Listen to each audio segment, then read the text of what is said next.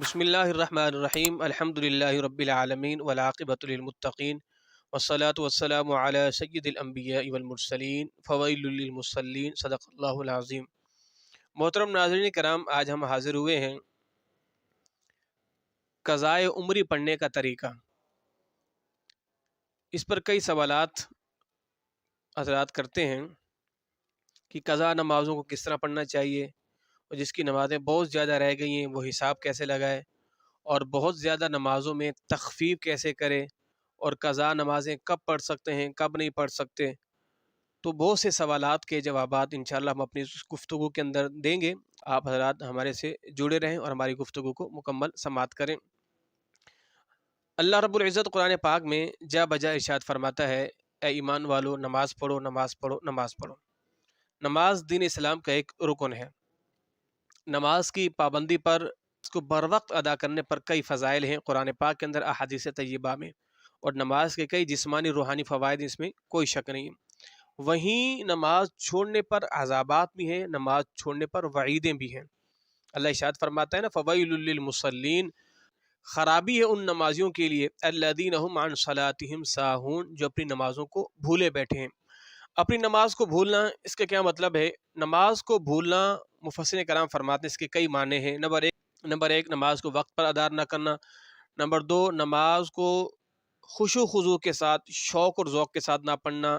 نماز کبھی پڑھنا کبھی نہ پڑھنا، نماز میں لاپرواہی کرنا، نماز میں سستی کرنا، نماز میں بے توجہی کا ہونا، نماز میں اپنی توجہ کا نہ رکھنا۔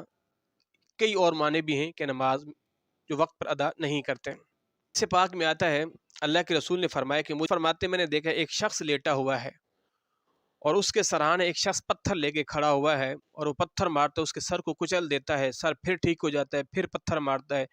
تو میں نے جناب جبریل سے پوچھا کہ اے جبریل، یہ کون ہے؟ فرمایا کہ اللہ کے نبی صلی اللہ تعالی وسلم، یہ وہ شخص ہے کہ جس نے قرآن کو پڑھا اور قرآن کو بھلا دیا اور نماز کے وقت سوتا رہتا تھا۔ یہ وہ شخص ہے جو نماز کے وقت سوتا رہتا تھا، آج اسے یہ عذاب دیا جا رہا ہے۔ تو نماز نہ پڑھنے کی خرابی قرآن نے بھی بیان کی، نماز نہ پڑھنے کی خرابی حدیث پاک میں اللہ کے رسول نے فرمائی۔ ویل وادی ہے، وہ ویل بے نمازیوں کی وادی ہے کہ جس سے جہنم بھی خود پناہ مانگتی ہے۔ رسول صلی اللہ تعالی علیہ وآلہ وسلم نے ارشاد فرمایا، جو نماز سے سو جائے یا بھول جائے تو جب یاد آئے اٹھ کے وہ نماز پڑھ لے، وہی اس کا وقت ہے۔ فقہائے کرام فرماتے ہیں، اگر کوئی شخص نماز جان بوجھ کر چھوڑتا ہے تو اس پر گناہ ہے، اور اگر کسی شخص سے نماز بھولے سے رہ جاتی ہے، چھوٹ جاتی ہے، تو نماز کی قضا تو کرے گا، مگر اس نماز کے رہ جانے پر اس پر گناہ نہیں ہوگا۔ اب ہم آپ کو بتاتے ہیں کہ قضا نماز کس طرح پڑھنی ہے۔ بالکل آسان سا طریقہ ہے، مکمل سماعت کیجیے گا۔ قضا نمازیں ہم نے کیسے ادا کرنی ہے؟ یاد رکھیے گا، اگر کسی شخص کی زندگی اتنی طویل ہو گئی کہ اس نے نماز پڑھی نہیں، تو اب وہ شخص اپنی نمازوں کا حساب لگائے گا۔ یعنی جب سے بالغ ہوا ہے اگر نماز نہیں پڑھ رہا، یا جب سے بالغ ہوا ہے فجر نہیں پڑھ رہا، یا جب سے بالغ ہوا ہے مغرب پڑھتا تھا بقیہ نمازیں نہیں پڑھتا تھا، وغیرہ وغیرہ، تو اپنی عمر کا حساب لگائے گا۔ لڑکی کے لیے 9 سال اور لڑکے کے لیے 12 سال، 12 سال سے اپنی نمازوں کا حساب لگائے گا۔ جب سے بلوغت کے آثار نمودار ہوئے ہیں اس وقت سے اس پر نمازیں فرض ہو گئی، وہ مکلف ہو گئے، اب وہ اپنی نمازوں کا حساب لگائے گا۔ تو اب اگر کوئی شخص جس کی زمانے بلوغت سے نمازیں نہیں چھوٹی، بیچ بیچ میں چھوٹتی رہتی ہیں، تو اب وہ تخمینہ لگائے گا، آیا کہ میں زیادہ تر فجر نہیں پڑھتا تھا یا زیادہ تر ظہر نہیں پڑھتا تھا، اب وہ اپنی نمازوں کو کیلکولیٹ کرے گا، یعنی ایک حساب متعین کر لے گا، بھئی میری اتنی نماز فجر ہیں، اتنی ظہر، اتنی عصر، اتنی مغرب اور اتنی عشاء۔ جب اس نے حساب کر لیا، اب اس کا یہ حساب کرنا ضروری ہے۔ پہلے وہ تعین کرے بھئی اتنی نمازیں ہیں، اب اس کے بعد وہ قضا نمازیں پڑھنا شروع کرے۔ یاد رکھیے گا، قضا نمازیں جس وقت چاہے پڑھ سکتا ہے سوائے 3 وقتوں کے۔ نمبر طلوع آفتاب، غروب آفتاب اور زوال، ان 3 وقتوں میں آپ قضا نماز نہیں پڑھ سکتے، اس کے علاوہ آپ جب چاہے نماز پڑھ سکتے ہیں۔ فجر کے بعد بھی قضا نماز پڑھ سکتے ہیں اور عصر کے بعد بھی قضا نماز پڑھ سکتے ہیں، مگر ان 2 نمازوں کے بعد اگر آپ نے قضا نماز پڑھنی ہے تو اس میں آپ نے خصوصی خیال کرنا ہے کہ آپ نے لوگوں کے سامنے نہیں پڑھنا، ورنہ لوگ کہیں گے جناب اس نماز کے بعد تو کوئی نفل نماز نہیں پڑھتے اور آپ نفل نماز کیوں پڑھ رہے ہیں؟ اگر آپ کہیں گے میں قضا پڑھ رہا ہوں تو پھر بدگمانی ہوگی آپ کے متعلق کہ آپ نمازیں ہی نہیں پڑھتے۔ تو اس لیے ان دو نمازوں کے بعد آپ قضا نماز پڑھ سکتے ہیں، مگر احتیاط کریں کہ آپ چھپ کر قضا نماز پڑھیں۔ اب پڑھنے کا آپ کو اختیار ہے۔ مثال کے طور پر آپ نے حساب لگایا کہ آپ کی 100 نمازیں فجر رہتی ہیں، یا 100 ظہر، 100 عصر، 100 مغرب، 100 عشاء رہتی ہیں، یا جس کی گنتی جتنی بھی آپ بہتر جانتے ہیں۔ اب آیا کہ ایک نماز کو پہلے مکمل کر لیں۔ مثال کے طور پر آپ کی نماز فجر 100 رہتی ہیں، تو اب آپ کیا کریں، ہر نماز کے ٹائم 5 نماز فجر کی پڑھنا شروع کر دیں، یا ہو سکے تو ایک ہی مجلس میں بیٹھ کے 100 نماز فجر جو ہے پڑھ ڈالیں۔ ایک طریقہ یہ بھی ہے، اور دوسرا طریقہ یہ کہ ہر نماز کے ساتھ اس جیسی قضا نماز کرتے رہیں، یعنی فجر کی نماز میں ایک فجر کی قضا کر دیں، ظہر کی نماز میں ایک ظہر کی قضا کریں، عصر کی نماز میں ایک عصر کی قضا، مغرب میں ایک مغرب کی، عشاء میں ایک عشاء کی قضا، یا تو یوں کریں ہر نماز کے ساتھ ایک قضا نماز آپ کرتے رہیں۔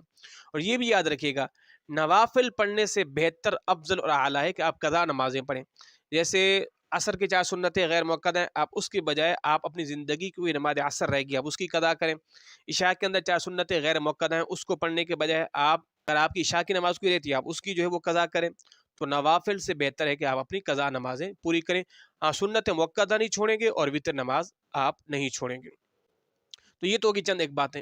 اب آپ طریقہ سماعت فرما لیجئے، نماز قضا کی نیت کس طرح کریں گے۔ اس کے 2 طریقے ہیں، یا تو پھر آپ یوں کہیں کہ اے پروردگار، میں نیت کرتا ہوں اپنی زندگی کی پہلی نماز فجر جو میری قضا ہوئی تھی، اب جب آپ نے پہلی کی نیت کر لی تو اب 100 نمازیں اگر تھی تو آپ کی 100 میں سے ایک نکل گئی، اب آپ کے بچ گئی نمازیں 99۔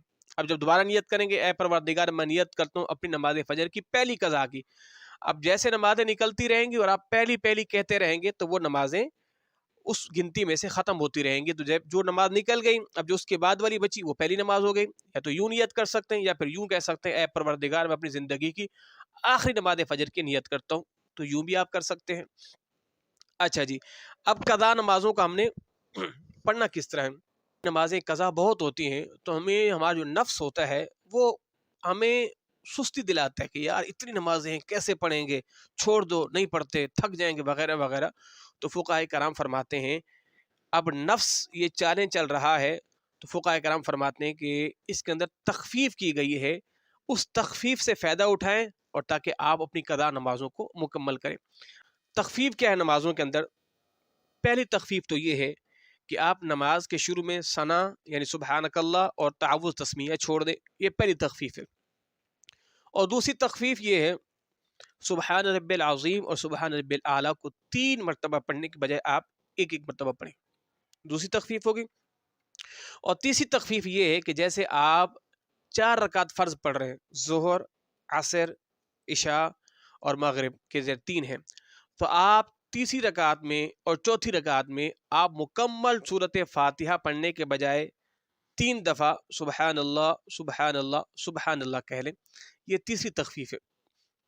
اور چوتھی تخفیف کیا ہے کہ آپ جب اتحیات میں بیٹھیں گے یعنی قیدہ اخیرہ میں، تو آپ اتحیات کے بعد مکمل درود شریف نہیں، فقط اللہم صلی علی محمد و آلہ یہ کہہ لیں گے، یہ چوتھی تخفیف ہے۔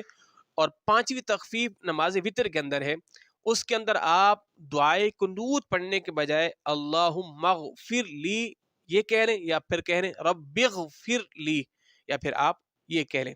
تخفیف اس لیے دی گئی ہے تاکہ آپ اپنی قضا نمازوں کو مکمل کریں، آپ کے اندر ذوق اور شوق پیدا ہوگا، ورنہ نفس کہے گا یار اتنی لمبی نمازیں کون پڑھتا رہے۔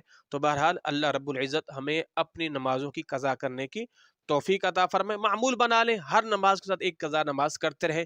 مر گئے، اللہ کی بارگاہ میں پہنچ گئے تو کہیں دیں گے مالک میں نے تو عزم کر لیا تھا ہر نماز کے بعد ایک قضا نماز پڑھنے کا، اب تیرا بلاوا آ گیا، تو کریم رحیم رب یقیناً وہ بندوں کو معاف فرما دے گا، مالک بندوں کی نیتوں سے باخبر ہے۔ اچھا، اسی طرح بعض لوگ کیا کرتے ہیں جناب، وہ شب قدر یا رمضان مبارک کا جب آخری جمعہ ہوتا ہے تو 4 رکعت نماز نفل پڑھتے ہیں اور کہتے ہیں جناب یہ قضائے عمری سب اس سے معاف ہو جائیں گی۔ یہ بالکل جھوٹ ہے، یہ بالکل جھوٹ ہے، ایسا نہیں ہے۔ نمازیں برقرار رہیں گی جب تک آپ ان کو ادا نہیں کریں گے۔ اللہ ہم سبوں کو اپنی گزشتہ نمازوں کی قضا کرنے کی توفیق عطا فرمائے۔